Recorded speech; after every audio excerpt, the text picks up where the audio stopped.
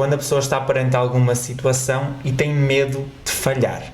Embora aquela situação seja algo que ela quer muito, a pessoa sente medo e lança aquela pergunta na cabeça de e se isto não der certo?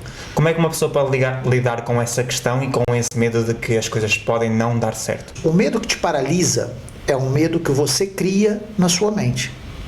E é o medo que te impede de ir além. É o medo que te impede de avançar, não por questões de proteção de vida, mas por questões de desenvolvimento pessoal, desenvolvimento social, desenvolvimento financeiro.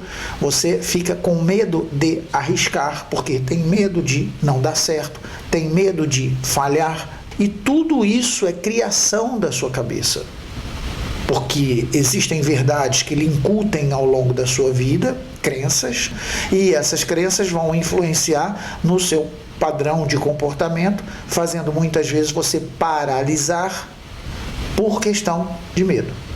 Então, se o medo não te protege no que diz respeito à sua vida, ele vai estar sendo usado de uma forma errada, que é o medo que te impede de executar as suas funções, que forçosamente vão te levar a um patamar mais avançado. Costuma-se dizer que o que te trouxe até esse patamar não é o que te leva até o próximo patamar. Portanto, você precisa ter astúcia, você precisa ter coragem, você precisa ser determinado.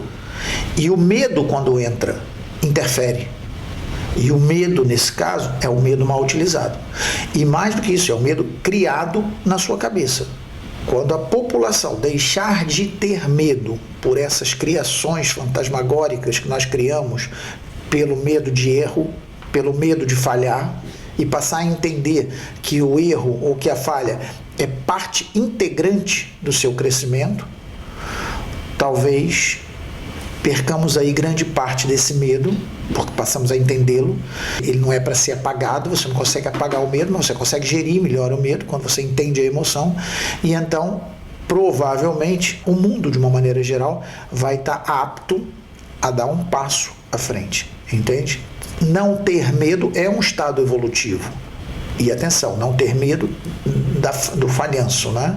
Não é o medo de proteção, volto a falar. Não é agora, amanhã ou depois, uma pessoa se lembrar de se enfiar na jaula de um leão e achar que não tem que ter medo. É natural que você não vá se aventurar a isso, porque o medo que te protege não vai te deixar fazer isso, vai te impedir isso.